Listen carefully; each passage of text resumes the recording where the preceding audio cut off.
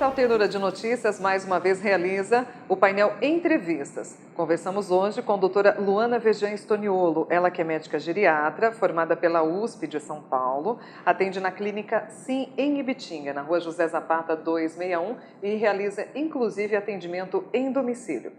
E como sempre, a doutora Luana traz assuntos muito importantes, ligados à sua área, e hoje o tema será quedas em idosos. Muitas pessoas não trazem isso como de muita importância, doutora, mas, de fato, qual é a importância de quedas nas pessoas idosas? Olá, Dani. Quedas é um assunto muito relevante. Quem nunca conheceu um idoso que caiu e depois disso ou não andou mais, ou ficou dependente de alguém, ou ficou numa cama. Enfim, isso é um assunto que na geriatria não tem como não falar. É mais focado na geriatria mesmo, porque em outra especialidade isso não importa, né? Mas como isso influencia muito na saúde do idoso, não tem como não falar. Também pela frequência. Por exemplo, pessoas acima de 60 anos, 30% delas caem em um ano, pelo menos uma vez. Pessoas acima de 80, 50% delas caem uma vez em um ano, pelo menos. Quedas, às vezes, primeiro que a gente às vezes não dá muita importância mesmo, né? O que é errado. E segundo, a gente acha que é só cair ao chão. Não. Se a pessoa está de pé na mesa, tem um desequilíbrio e cai sentado, pela definição isso já é uma queda, né? A definição é que a pessoa saiu de um nível superior para um inferior, né? É porque ela teve contato com o anteparo, por isso Impacto, que não foi ao uma chão. colisão, digamos assim, seja com o chão, seja com um móvel, alguma coisa dentro de casa. Isso, com uma parede, né? Mas ela desceu o nível. Bom, além da frequência, que é muito comum no idoso, como a gente viu por esses números, as consequências, que nem eu disse no início. É um impacto muito danoso para a maioria dos idosos, né?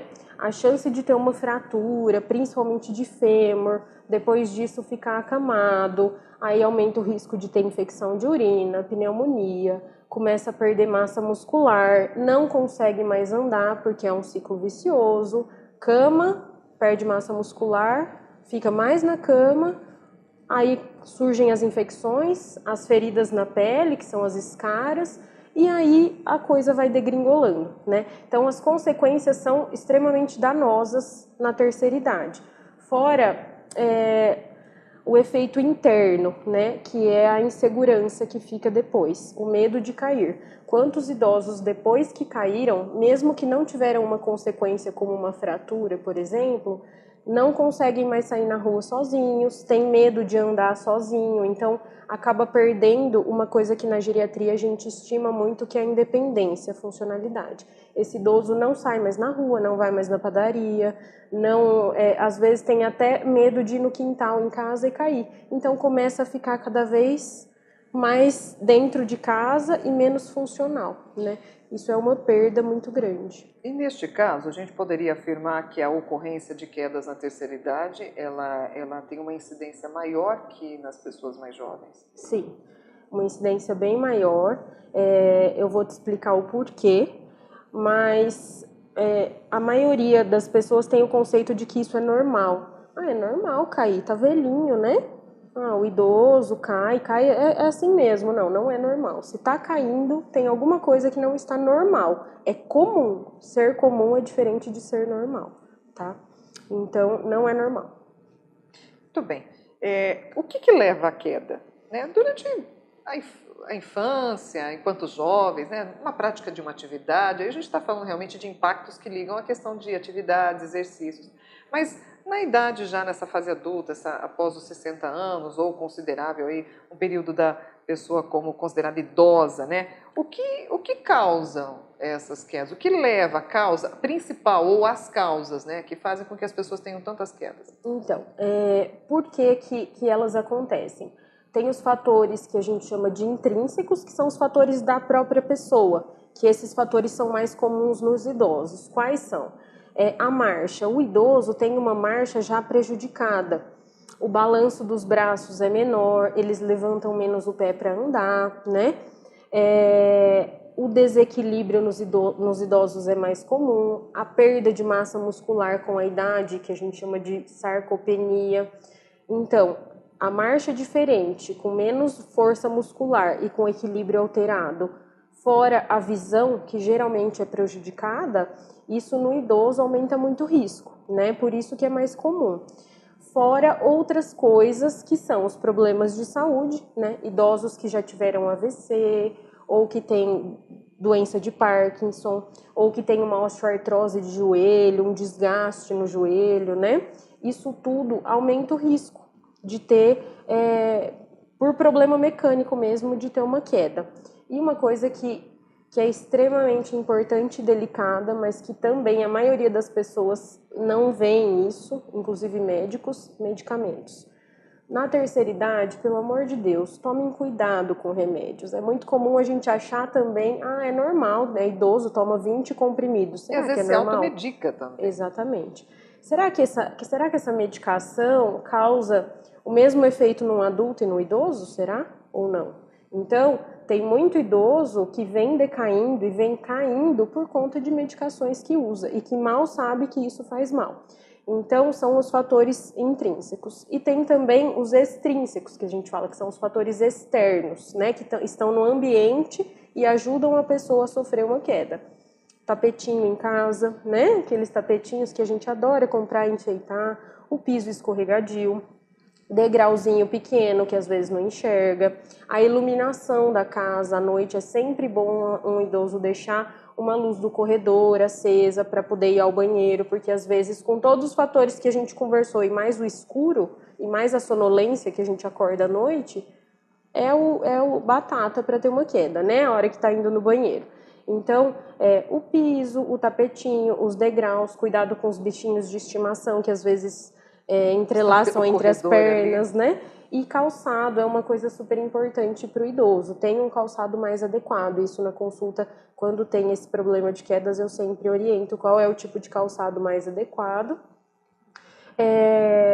Na rua também, essas calçadas esburacadas. Então, esses são os fatores externos que a gente fala, tá? E uma outra coisa que é relevante falar nesse momento, que a pessoa tem que notar no contexto da queda o que ela sentiu antes. Qual foi a circunstância daquela queda? Porque não adianta só falar eu caí, né? Por que será que caiu? Antes você teve tontura, teve escurecimento visual, sentiu uma batedeira, sentiu uma dor no peito. Por quê? A queda ela pode ser a ponta de um iceberg, ela pode ser o que está manifestando de uma doença aguda. Às vezes um problema cardíaco, um infarto, um bloqueio, um AVC. Às vezes a pessoa teve um mal naquele momento, uma doença aguda, e aquilo se exteriorizou com uma queda. Então, o contexto em que ocorre, os sintomas que a pessoa tem antes também são importantes serem relatados. E neste caso, como que a gente poderia evitar? Porque no dia a dia, muitas vezes, o idoso mora sozinho, às vezes não tem um acompanhamento de uma outra pessoa mais jovem que possa estar ali amparando, ou se o tem, como evitar essas quedas? Como evitar, né? Então a gente pega o que a gente falou sobre causas e tenta solucioná-las, né? Então, o ambiente externo. Então, vamos revisar a casa, vamos tirar esses tapetinhos, no banheiro, principalmente no box, colocar um piso que não é escorregadio, né? Cuidado com os degraus, móveis baixos, evite ter no meio de uma passagem, né? O calçado essencial que na consulta médica a gente orienta. Então, no ambiente externo, tirarmos as coisas que podem estar facilitando e a iluminação à noite, né? Como eu já disse.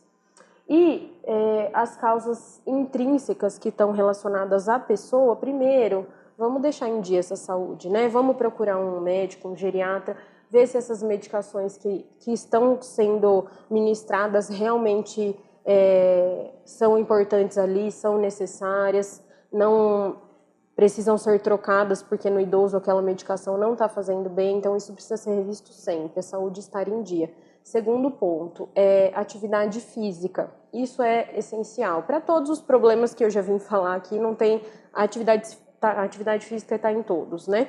E na queda, isso é super importante, porque a gente aumenta a massa muscular, aumenta a força, o equilíbrio, coordenação. Ah, mas minha avó, ela tá na cadeira de roda, como ela vai fazer uma atividade física?